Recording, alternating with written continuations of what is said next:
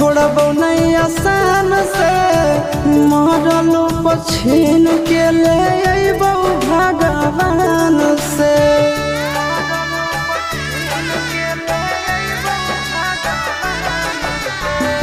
मानहियो जान से छोड़बो नहीं आसान से, मरलो पछीन के ले अइबो भगवान से।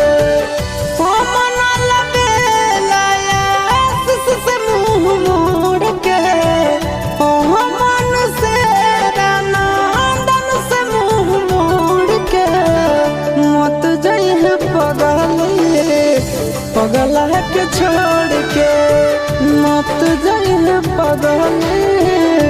पगला के छोड़ के।